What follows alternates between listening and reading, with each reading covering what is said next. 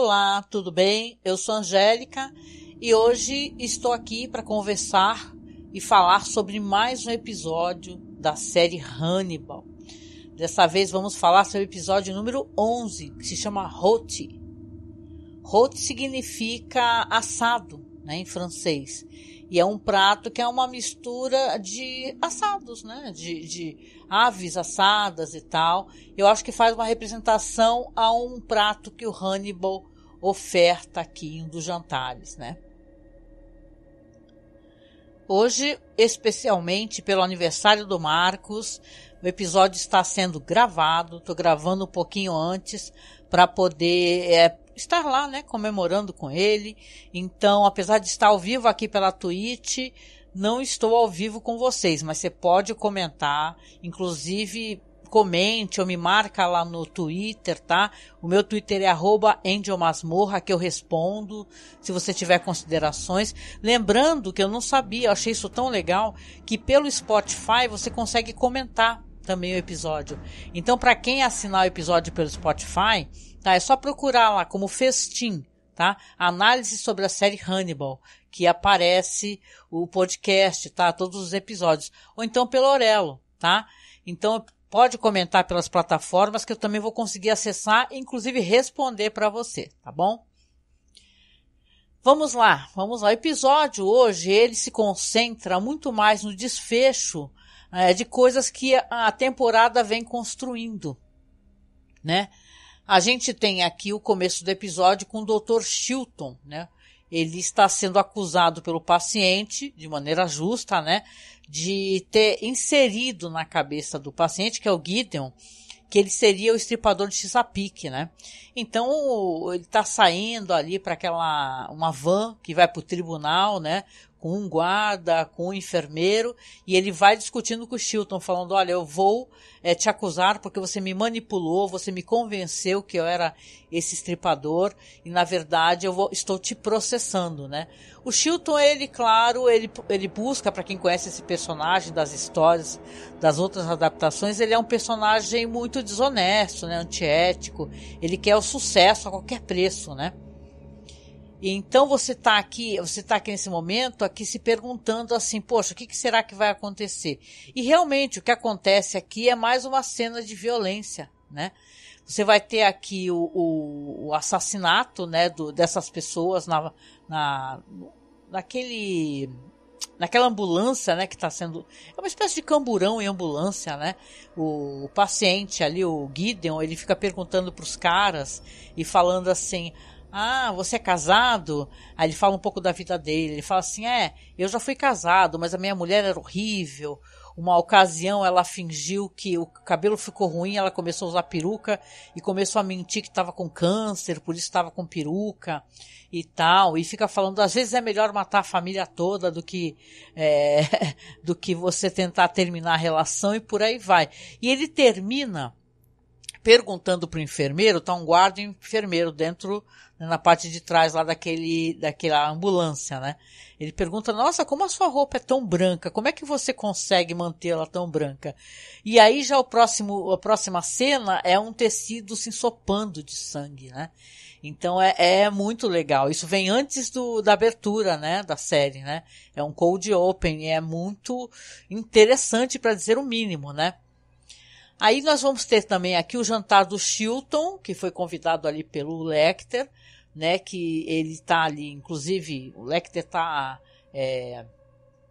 claro, tudo já se desenrolou, né, e tal, e você tem ali ele conversando com o Lecter falando para ele claramente, falando, ó, você motivou o Gideon a agir dessa maneira porque você confundiu ele, né? Você fez com que ele acreditasse que era uma outra pessoa, né? E eles estão conversando ali normalmente e o Dr. Chilton, ele nem sequer está admitindo, assim, tipo assim, ele não está nem falando que não foi ele. Ele está conversando e tal, e a ética ficou para baixo, né? A gente tem a equipe, né? A equipe toda do FBI tá indo lá e as cenas são cenas tenebrosas, né, gente? Vou ver se eu deixo umas cenas passando para vocês também aqui. São cenas assim, o que ele fez com os corpos das pessoas, o Gideon, né? dos caras da ambulância. Ele pegou e tirou as próprias veias, né, dos cadáveres, enrolou os órgãos e pendurou assim numas árvores e tal, uns arbustos, né?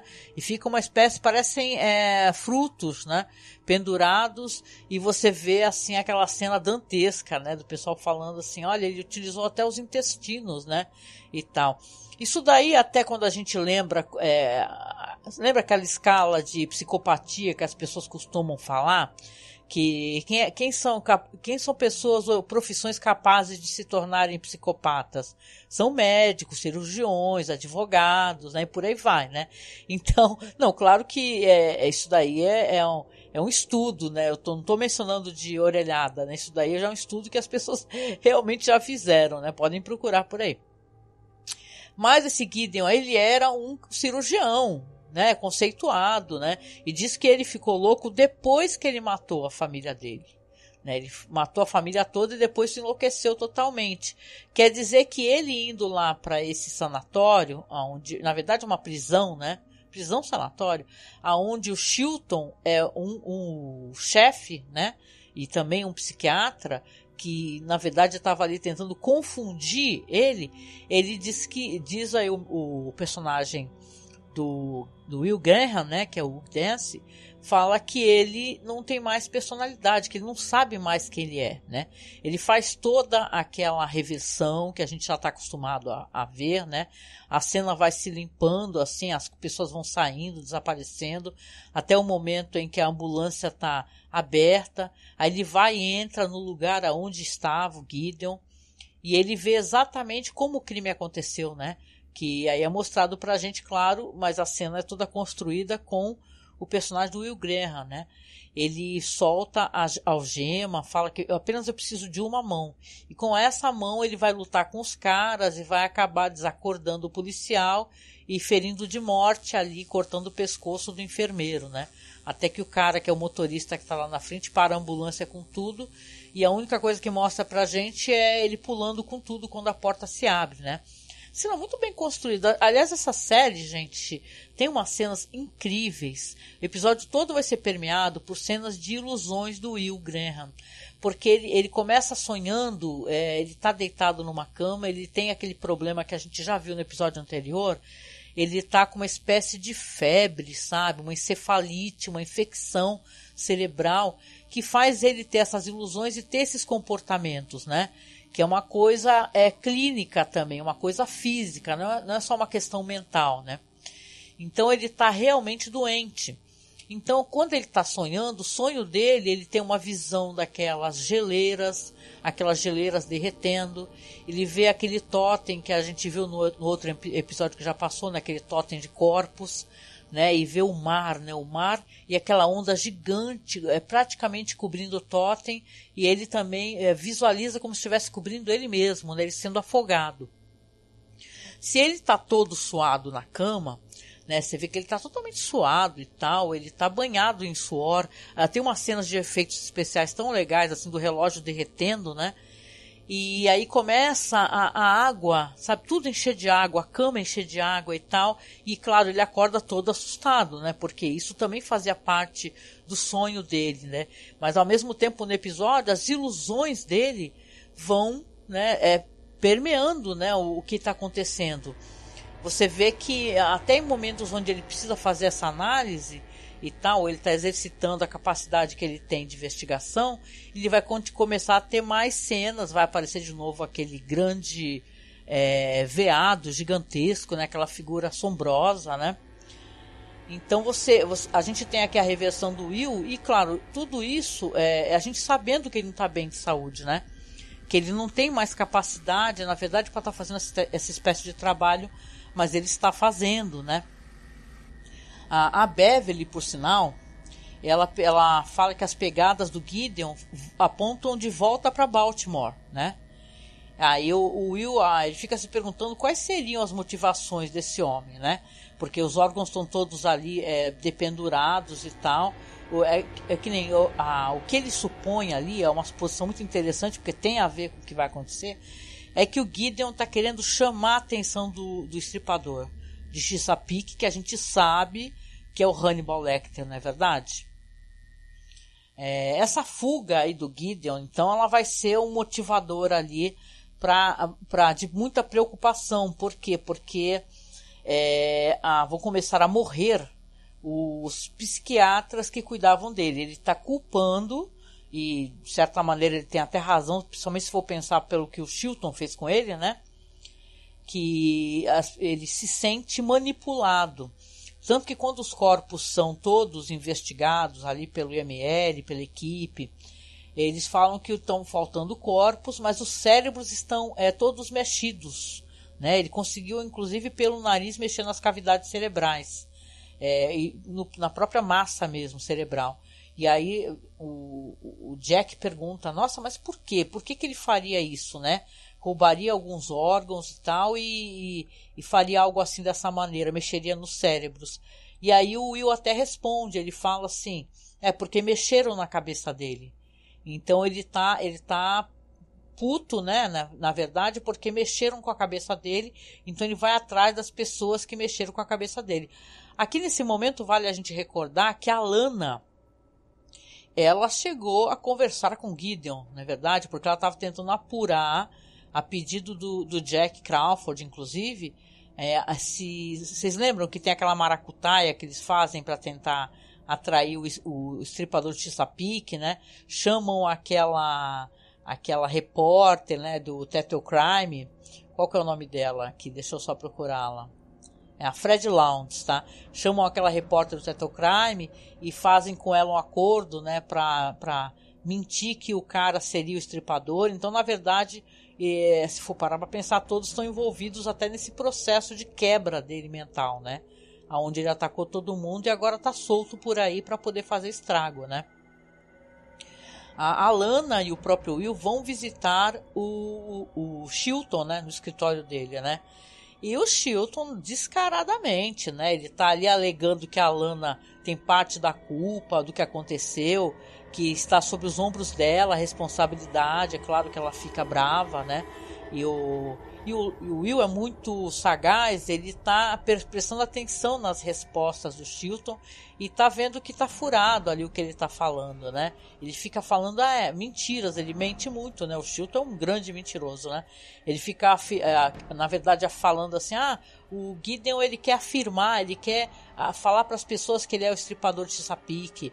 E o Will sabe que isso é mentira, né? E que na verdade nem é isso que é o mais importante no momento. Na verdade, o Chilton tá com muito medo do Gideon, né? Porque o Gideon, ele estava processando ele e ele quer provar, né, que na verdade o Chilton manipulou a mente dele, não é verdade? Aqui, como eu falei para vocês, vão ter algumas cenas estranhas assim do Will, né? E algumas cenas até a dado momento ele tá com o pessoal, com a equipe do FBI e tal, e o Jack tá com todo mundo lá, tá dando uma palestra, não é palestra, aquela espécie de reunião para poder mostrar direções, né? O que vão fazer aqui e ali, e o Will tem uma visão muito curiosa, para dizer o mínimo, de como se aquela sala do FBI, né, tivesse meio misturada com aquela sala de troféus, lembram? Com aqueles chifres, né, daquele personagem que é do primeiro crime, logo no começo da série, né, do pai da Abigail lá e tal, que ele tinha aquela cabana de caça cheia de chifres e tal, e ele vê os chifres naquela sala, né, e ele tá visivelmente muito, muito doente, né, o Will, né. Então, aqui, nesse ponto aqui, a gente vê que vai entrar quem? A Fred Lowndes, não é verdade? Até vamos recordar aqui essa encefalite que ele tem, o Will, né, só para poder reafirmar, não falaram para ele, né? Omitiram dele que ele tem essa doença e ele, na verdade, está com esse problema, não é uma questão. O surto dele faz parte dessa espécie de coisa aqui. A Fred Lowndes, ela vai ser contatada, ela tá no carro, inclusive entrando no carro e tal, o celular toca, ela vai ser contatada por um médico que, na verdade, é um médico que escreveu um artigo, né, sobre a personalidade do Gideon, né, e ele ligando para ela fala, eu quero fazer um artigo junto com você, seria interessante e tal. Você pode se encontrar comigo e dar um endereço ali que seja seria ali como é que se diz? O consultório dele, né? Um cara, né? Esse cara, deixa eu ver até o nome dele aqui. Eu tô com a minha gatinha aqui, ela vai perturbar um pouquinho aqui. Fica quietinha aqui, bebê. Certo, é o Paul Carothers, tá? Então, quando a Fred Lowndes chega lá, né, tá animada, na verdade, porque vai ter mais um artigo escrito por uma pessoa que fez uma análise, ela se depara com nada mais, nada menos do que o próprio Gideon, né? E ele tá ali numa cena muito interessante, eu gosto desse ator, ele tá drenando o sangue desse médico aí, que é o Dr. Carothers, né? Ele tá drenando todo o sangue e ele fez um corte, é uma cena dantesca. Ele fez um corte assim na garganta do cara, o cara tá sentado, as bolsas de sangue ao lado dele, e ele puxou a língua do cara para fora do corte. Aí ele fala, inclusive, que aquilo é uma gravata colombiana. Gente, que coisa tenebrosa essa cena, né? E ele vai fazendo, na verdade, várias vezes isso daí, não é? Quando a polícia chega depois, né, claramente a Fred Lowndes foi apreendida, né? Ele tá apontando uma arma para ela, inclusive, e falando para ela, que bom que você chegou, porque você vai me ajudar. Então, quando a polícia chega, depois, claro, ele não tá mais lá, nem a Fred Lowndes, eles fazem ali uma análise da cena, né, e tal, e o dedo do médico, do cara do cadáver, ele tá sobre um mouse, né? E aí o Will está junto, ele até move o dedo dele e liga o notebook, a tela do notebook. A cena da tela do notebook é justamente uma página do blog, né? Do Tetocrime, e a cena desse cara, desse próprio cadáver. Você vê que é uma cena, e isso quem repara é o Jack, né? O Jack Crawford, ele fala assim, não pode ser, né? Por que as bolsas de sangue, né? Porque ele drenou todo o sangue. Ele ainda colocou um bilhetinho assim, favor doar o sangue para o Exército da Salvação, né? Cruz Vermelha, algo assim. Aí ele fala assim, nossa, mas o sangue ainda está ali ao lado. Então, aí o Will fala, ela foi presa também, né? Então aqui já está claro para eles, porque vão aparecendo mais cadáveres, e todos com essa gravata colombiana, essa coisa horrorosa aí, né? Você vê que eles estão ali atrás, é claro, tá toda uma equipe, né? Todo mundo atrás. Eles reparam que o próximo cadáver que ele aparece com o braço amputado. E o Jack tá lá conversando com eles, e o Will conversando com o Jack, falando assim, olha, assim, tem uma coisa aqui. O Will repara, fala pro Jack, fala, aqui tem uma diferença, uma diferenciação. Por quê? Porque o braço foi amputado. E o que estão querendo dizer alguma coisa pra gente? Na verdade, o Will fala, estão querendo dizer pra você, Jack, né? E o Jack fala o quê? Como? A gente recorda aqui, pra quem tá acompanhando, né? Que lembra aquele braço que apareceu amputado naquele observatório desativado, né? O Jack recorda, o Will recorda ele e fala, qual foi a última vez que você viu um braço amputado? Na verdade, ele está querendo dizer a localização, na onde está essa pessoa. E o Will, inclusive, fala que quem deu essa dica foi o próprio Estripador de Chesapeake, não foi o Gideon, né? Então é interessante aqui, né, que você vê que o Lecter ele está envolvido e manipulando essa situação também, não é verdade? Né? Cara, eu vou te falar, esse episódio aqui ele é bem gore, né? Eu não tenho nada contra o gore, mas esse gore aqui é daquele gore do pior tipo, aquele gore nojentaço que você fica, uau, né? Sabe por quê? Quem lembra daquele filme? Aliás, uma boa recomendação para quem não assistiu, eu adoro esse filme, gente. Aquele filme A Cela, com a Jennifer Lopez. Eu gosto pra caramba desse filme, ele tem um visual assim onírico, figurinos incríveis, assim, é do caraco o filme. E tem uma cena que o cara vai rodando o intestino, o cara tá preso, amarrado, e vai rodando o intestino, rodando e rodando, e é nesse nível. Porque acontece aqui, o Gideon prendeu a Fred Lowndes, né? ela tá inclusive ali sentada na frente de um notebook, conversando com ele, falando, olha, com muito medo, óbvio, né? Eu posso te ajudar. Eu escrevo aqui a matéria que você achar adequado. Vai ser uma matéria incrível, né? Vai ter o teu ponto de vista, não é? Aí ele fala para ela, não, eu te trouxe aqui, na verdade, ele fica ali falando, inclusive, de coisas da matéria anterior. Ela tá muito temerosa, porque foi ela que aprovou escrever aquela matéria que na verdade estava conduzindo ao erro, né, as pessoas, que ele seria o estripador de Chesapeake a pedido do Jack, não é verdade? Então ela tá falando que fez isso a pedido do Jack e tal, e ele fala para ela, não, você vai ficar aqui porque você vai me ajudar a condução dessa cirurgia. Quando nós vemos a pessoa que está deitada, é o Chilton. Se a gente não tinha visto nos filmes, né, gente, o Chilton se ferrar, aqui na série ele se lasca bonitaço, cara. E não é uma vez só não que eu me lembre. Porque ele tá amarrado na maca, né, tá meio sedado, visivelmente. E aí depois logo aparece ali o Gideon, ele tá falando ali para a Fred Lounds ficar por perto, porque caso ele desmaie, caso ele falte o ar, ela vai bombear o ar para dentro dele, né? Porque ele quer manter o cara vivo, obviamente para poder sofrer também, né? Não é por piedade nem nada, né? Aí ele é uma cena horrorosa, ele vai abrindo a barriga e vai retirando os órgãos.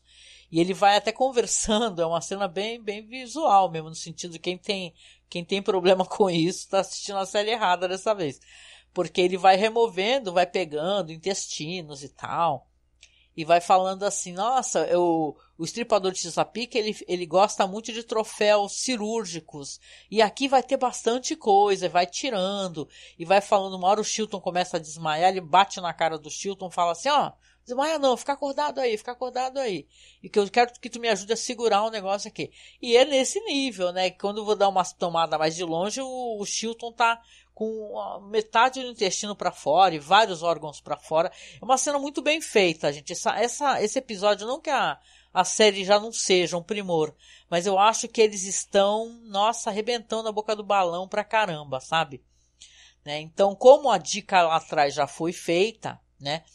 Você sabe que o FBI vai chegar ali no observatório, né? Então, quando o Jack tá ali no carro com o Will, tá inclusive conversando com o Will, que ele tem reparado no Will, tem olhado para ele, tem percebido nele que ele tá muito mal, né? Muito mal. E ele fala pro Will assim, olha, você tem que se focar, você tem que mudar a perspectiva, você tem que cuidar de si mesmo e tal, porque ele vê que o Will tá desabando, não é? Mas ele também, a gente conhece esse personagem, ele tem interesse que o Will também se mantenha ali para ajudá-los, né? Para ajudá-los a desvendar os casos, né? Existe um interesse, né, para ele, assim, de que o Will possa ajudá-lo, na verdade. Você vê que ali, quando eles chegam no observatório, né, e o Will está junto com o Jack, com toda a equipe, né? O Jack faz o sinal para as pessoas avançarem. Quando eles entram, eles se deparam ali com essa cena terrível, não é verdade? Do cara com os órgãos todos para fora, não é? O Jack conversa com a Fred Lounds, que está ali apertando aquele respirador, né? Manual no Chilton, e está falando assim, olha, ele foi embora, eu tô aqui apertando o respirador porque ele ainda está vivo, né? Aí o Jack grita, né, pra chegar alguém chamarem ambulância, um negócio assim médico, né? E eu até achei que essa personagem, eu acho ela incrível, sabe? Eu gosto mesmo, de verdade, dessa representação de Fred Lounds, dessa vez ser uma atriz, sabe? Eu gosto dela. Ela, por mais chocada que ela esteja, você vê que ela claramente, ela tem brio, né? Ela não sai dali, ela está ali presente para poder, né, ajudar aquela pessoa ali e tal. Eu desmaiaria, porque eu tenho um nojo. Bom, não sei se eu desmaiaria, mas eu tenho um nojo terrível. Eu gosto muito de ver filmes de terror e cenas dantescas, mas ao vivo, né, vai saber se eu vou aguentar, né? Eu temo que não. Mas aqui eu acho que ela tem muita força, essa personagem, né? Antes dessa cena do Jack que tá se desenrolando lá dentro, que já chegou a polícia toda, tá chamando a ambulância, parece que o Chilton vai conseguir sair vivo dessa, né? O Will tá ali fervendo de febre, né? Todo suado e tal. E ele começa, como eu falei pra você, você tem uma cena ali dele, aparece aquele grande veado negro gigantesco, né? Que é uma das representações até dessa loucura que está se entranhando na cabeça do Will, não é? Como depois, aliás, fica aqui registrado como eu acho impressionante quando aparece o Hannibal para ele, que é uma espécie de demônio chifrudo, sabe? Vocês recordam dessa cena? São inacreditáveis, né? Aqui você vê o Will, ele começa a ter essas alucinações e as alucinações dele vão permitir que ele seja enganado. Primeiro ele vai vendo esse veado e vai seguindo em outra direção. Jack Crawford não dá pela ausência dele, aparentemente.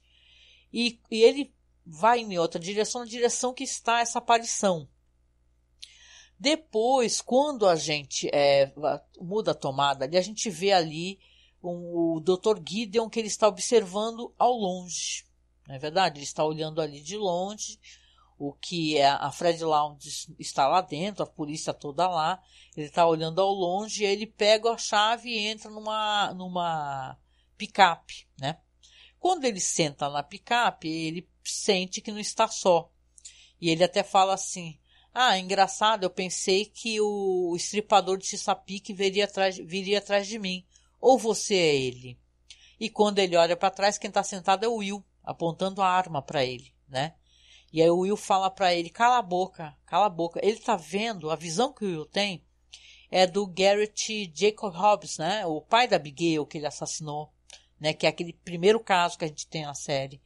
Então ele não consegue ver o Gideon como Gideon, porque se o Gideon está meio também desnorteado, sem saber quem ele é, entendeu? Ele está totalmente, né, fora de si, o Will também está, né?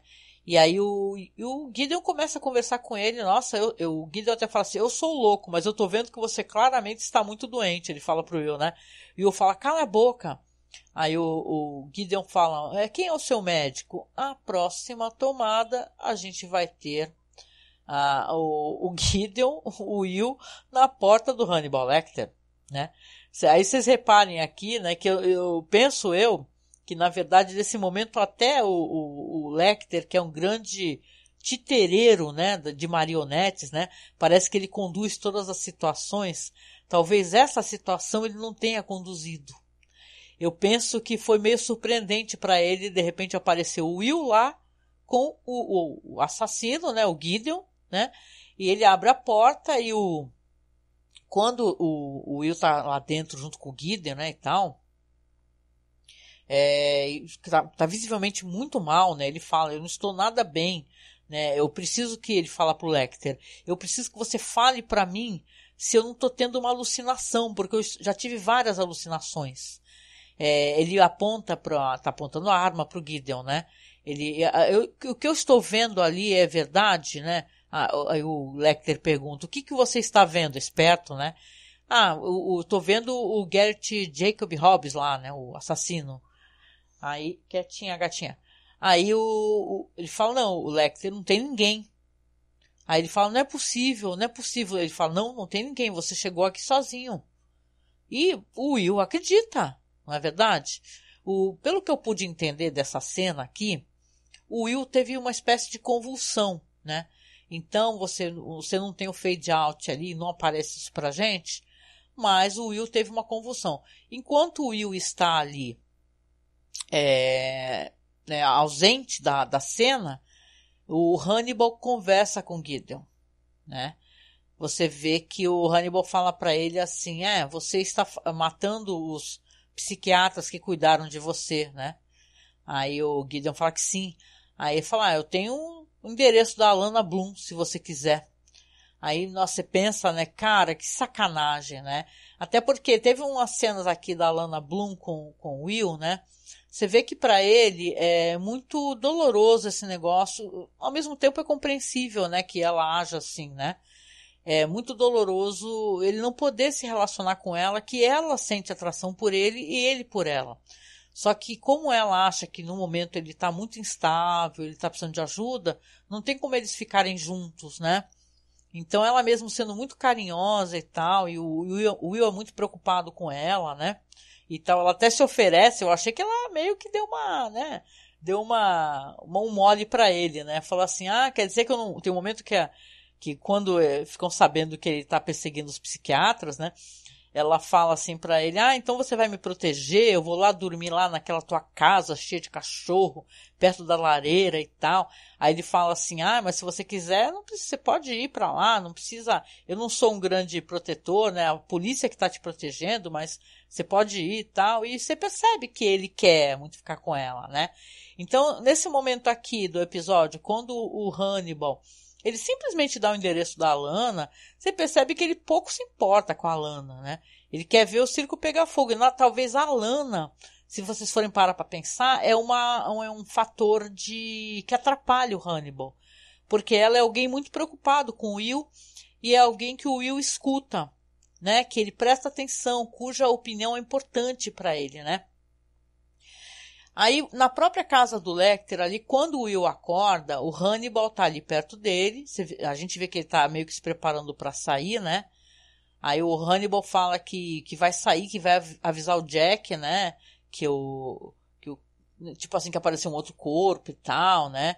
Explica pro Will que ele teve uma convulsão, né?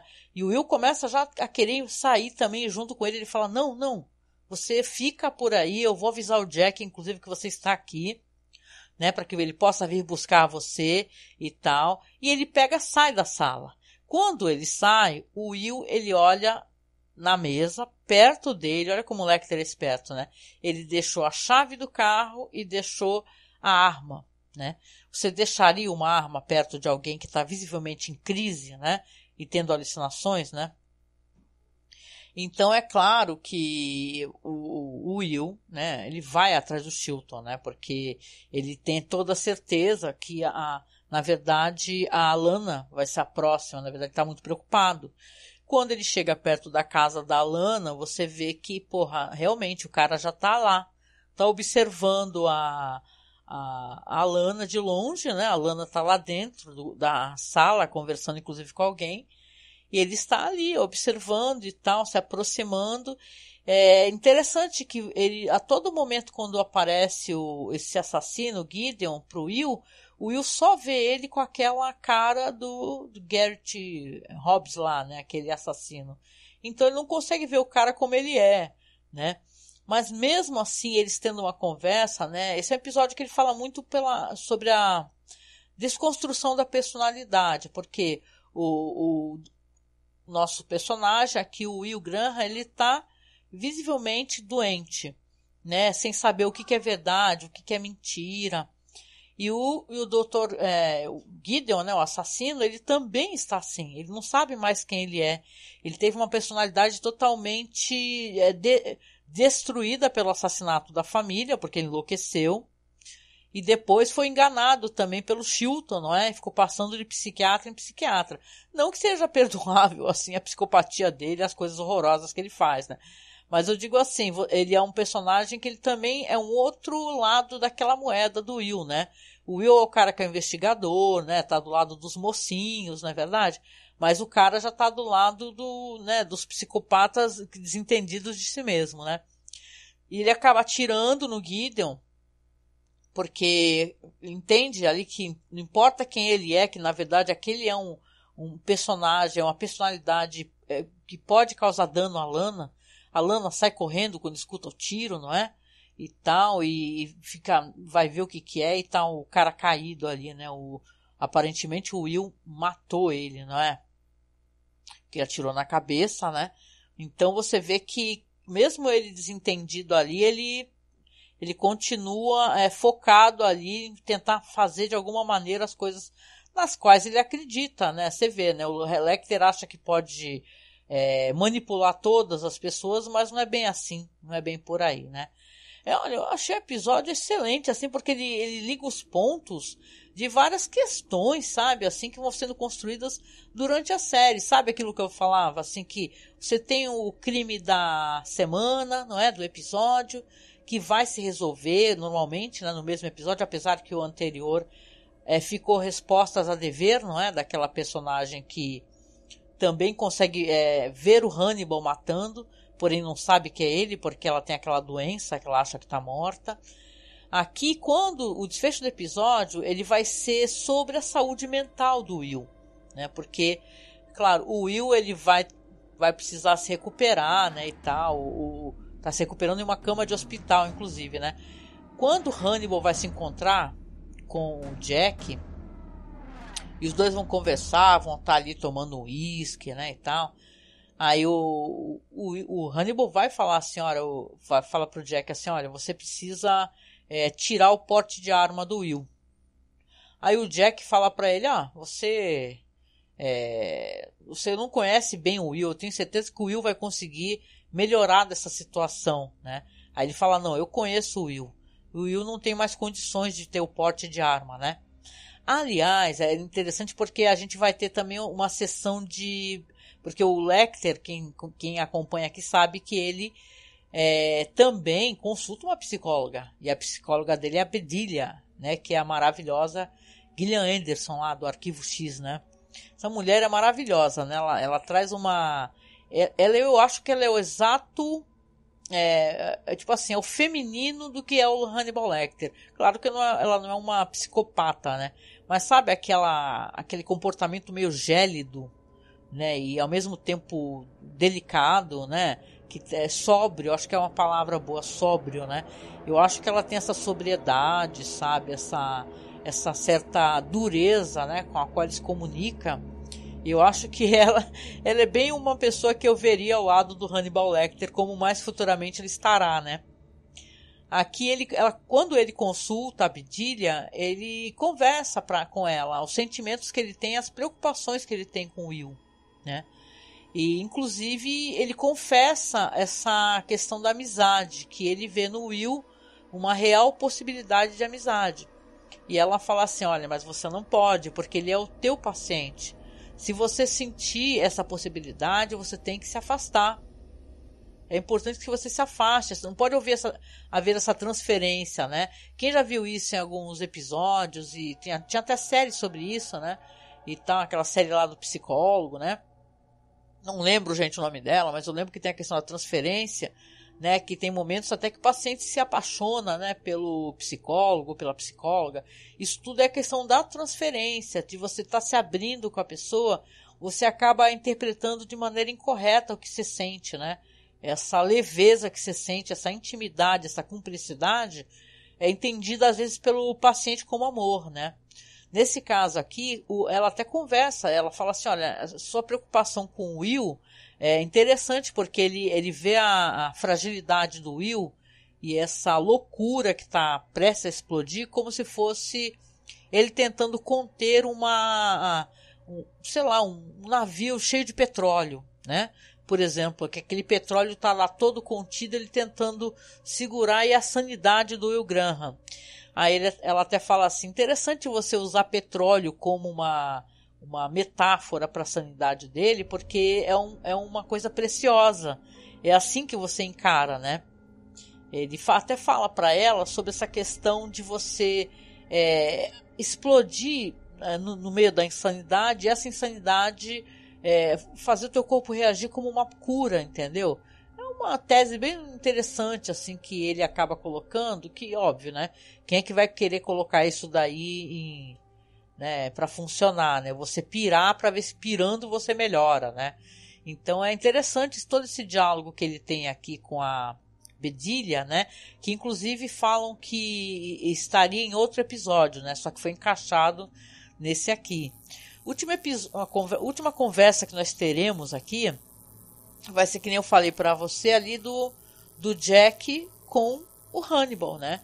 E o Hannibal desesperadamente tentando falar pro Jack, olha, o Will não pode mais ter porte de arma e tal. E eles ficam nesse embate de como eles pensam diferente sobre a mesma pessoa, né? Que enquanto o Lecter, claro, ele quer tirar o porte de arma do Will, eu penso também pelo fato do Will ser uma pessoa que ele percebeu que mesmo alucinando, ele é capaz de atacar quando é necessário. Isso daí pro Lecter não interessa, não é verdade? Vai que o Will, de repente, consegue entender quem o Lecter é. Se ele não tiver porte de arma, é muito mais fácil pro Lecter. Eu pensei assim, né? Não é só uma questão só de segurança, não é uma questão de autopreservação. Então, acho que aqui o personagem, claro, ele quer falar assim, ó, ele já está ali encaminhando, coisa que a gente vai ver para as temporadas posteriores, e convencer as pessoas que o Will é louco. Fala assim, olha, o Will é uma pessoa desequilibrada, o Will não tem condições, o Will e sabe, trazer uma certa suspeição para a personalidade do Will, né? Então você pensa assim, nossa, né? O que será? E termina assim o episódio, né? Vai terminar com essa conversa aqui, né? A gente vem se encaminhando aqui para o final da temporada.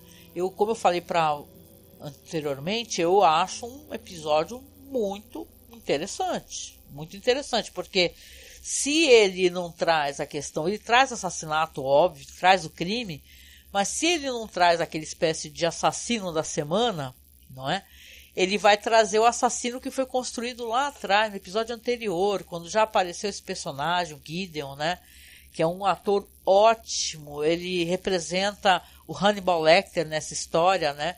Por incrível que pareça, é uma espécie de Inception, né, de Hannibal, porque até o comportamento dele atrás da cela inspirava o Hannibal. Então, eu acho que realmente é um ótimo episódio, assim, para colocar, assim, entre, sabe, se aproximar do final da história. Porque a gente tem uma história aqui, uma linha narrativa, que ela foi construída, né, durante toda a série, né? Essa coisa da manipulação mental do Will, né, você ter a Fred Lounds, que cada vez mais ela vai se colocando em risco em situações, né, até pelo afã dela de querer tanto ter ali mais notoriedade, né, fazer sucesso, que o seu blog é um blog que lhe dá muito dinheiro, visivelmente, né, já que ela até se oferece para pagar para Abigail Hobbs, né. Então você tem cada vez ela vai estar mais mais se arriscando, até o momento, penso eu, que ela vai ficar de frente com uma pessoa realmente perigosa e muito inteligente. Já esteve, né? Mas ela não fazia ideia, né? De quem era essa pessoa, que é o Hannibal Lecter, não é? Então, acho que o episódio ele faz várias menções aos livros ali, algumas falas, né? Ao Silêncio dos Inocentes. Por exemplo, né? Quando você lembra do Dragão Vermelho, né? Tem uma fala que o Gideon faz. Ele fala assim para Fred Lounds: eu tenho certeza que o que você colocou aí no Telltale Crime, que é o caso, é aquela foto, né, do assassinato do médico, né, com a língua saindo pelo pescoço, vai ser lido ali pelo estripador Chesapeake, porque ele é um grande fã, né? E essa fala, ela remete justamente ao que o personagem Fred Lounds fala no Dragão Vermelho, né? Que tem a sequência ali que ele fala, assim, é o grande fã, ele assina as cartas, né? Como um grande fã ávido, não é verdade? Então, é uma referência ao Dragão Vermelho. E esse próprio diálogo aí que o Hannibal tem sobre a questão de querer conter, né, a loucura do Will, também é uma adaptação do Dragão Vermelho, né? Que quando o Will vai visitar o Hannibal ali pela primeira vez naquele hospital estadual de Baltimore, né? O Will diz que para ele, se ele vai começar a sentir a loucura do Hannibal na cabeça dele, que ele precisa contê-la rapidamente, como um derramamento de petróleo, né? Ou de sangue, eu não recordo, né? Então tem várias referências aqui. O texto costuma ele é sempre muito rico, os diálogos são muito bonitos, né? Vamos lembrar aqui que o roteiro aqui dessa vez tem as mãos do Steve Lightfoot, o próprio Brian Fuller, né? E o Scott Nimerfro, tá? Episódio dirigido pelo Guilherme Navarro, já falei dele anteriormente. É maravilhoso, um episódio incrível. Visualmente, as cenas de alucinação do Will são maravilhosas, né? Os efeitos especiais, a gente só pode lamentar, né? Como é triste não ter penso eu, né? Uma continuação de uma história tão grandiosa assim e tão audaciosa, né? de você colocar cenas de gore, órgãos, né, sendo retirados e tal, e colocados para fora, né, de uma maneira bem explícita mesmo, né. Lembrando que esse episódio aqui ele foi ao ar em 6 de junho de 2013, viu? Então, olha, foi muito legal assisti-lo e eu tô muito ansiosa, gente, tá? Tá sendo maravilhosa a revisão. Eu fico muito grata para quem me marcar lá no Twitter, tá? Para falar que tá revendo ou me falar que está acompanhando o podcast aqui, porque depois vira um podcast, né? Então, gostaria muito que vocês me marcassem, que vocês recomendassem para outras pessoas, tá? Porque pouquíssimas pessoas sabem que eu tô fazendo aqui o podcast. E, cara, é muito bom poder fazer, né? Hoje eu não tô ao vivo só porque eu expliquei essa questão da gente precisar fazer, às vezes, negócio e tá com a família, né? Tem um momento com a família que não dá pra estar, tipo, 9 da noite, né? Mas, com toda certeza, quinta-feira eu tô ao vivo aí de novo, aí com o Marcos, né? E, então eu vou chegando aqui ao finalzinho aqui desse, é mais um monólogo, não é verdade, né? Sobre a série Hannibal. E, cara, espero que você esteja gostando. Me conta o que você achou do episódio, tá? Tô muito ansiosa pela sua opinião, por saber o que você tá achando. E me marca, tá? No Twitter, segue aqui na Twitch, tá? Se você tá ouvindo só pelo podcast, vai lá na Twitch e segue. Porque eu tô tentando chegar a 100 seguidores. Olha só que bom, né? Já estamos em 70. Então, por favor, segue se você não conhece. Eu vou até botar, acho que esse vídeo no YouTube também, que aí já fica bonitinho lá, rolando, tá? Então, é claro, deixa eu só lembrar vocês no final aqui que todos os links para os nossos podcasts estão todos aí nesse link aqui na Twitch, que é apoie nosso podcast e tal, vai estar tudo, é um Linktree, que estão todos os links, são quase 14 anos fazendo podcast, então a gente tem muito material. Você vai curtir, a gente fala de Game of Thrones, a gente fala de filmes clássicos, fala de filmes obscuros e interessantes, né? Nosso objeto é pesquisa cinematográfica. Então tem muita coisa para vocês conhecerem, tá? É só você ir lá no Spotify e colocar Cineclube da Masmorra, ou então Masmorra Cine, tá? Que os nossos podcasts estão todos no Spotify, estão no feed da Amazon, você pode ouvir por vários lugares, é só procurar Masmorra Cine, tá? Que você consegue. E lembrar da nossa campanha, tá, gente? A gente tá aqui batalhando na luta e tentando montar esse computador para poder fazer mais lives, aparecer ao vivo. Então, por favor, tá? Para quem não, por acaso não estiver escutando isso no futuro, né? Vai ter sorteio, tá? Para quem doar pra gente acima de R$10, até o dia que a gente gravar o último podcast sobre a Imaginação, né? Porque nós estamos no final da 5ª temporada de Alien Imaginação. Então, depois que a gente terminar, fizer o top lá, os melhores episódios, vamos fazer o sorteio ao vivo também pela Twitch, pelo YouTube. Então, quem doar acima de R$10 pra gente, nós vamos sortear uma ilustração muito bonita que o Marcos fez e vamos enviar para a pessoa emoldurada, tá? Uma ilustração muito bonita para quem gosta dessa série linda, maravilhosa que é The Twilight Zone, né? Então, por favor, tá? Colabora com a gente, apareça aí, dá a sua força, aproveita, e se você puder, né? Se você puder, apoia a gente mensalmente. Por quê? Porque nós temos o site, que a gente mantém o site no ar, né? Tem que pagar por mês um valor para manter o site, né? Ter os podcasts todos no ar. Então, a gente precisa de apoio mensal, tá? Se para você não pesar muito no seu bolso, você doar R$10, R$20 por mês, apoia a gente. Tem o Padrim e tem o Apoia-se, tá? Nessas plataformas de apoio, a gente recebe mensalmente e nos ajuda a manter o podcast no ar, né? Se você gosta de um podcast legal de cinema, um pessoal que como, né, pensa talvez muito parecido com você, se você for de esquerda, né, e tal, temos o coração no mesmo lugar, apoia a gente, tá? E o nosso Pix, para quem puder apoiar via Pix, é apoiomasmorra@gmail.com, tá certo? Então, um abraço e a gente se encontra, tá? No próximo festim. Beijão. Tchau, tchau.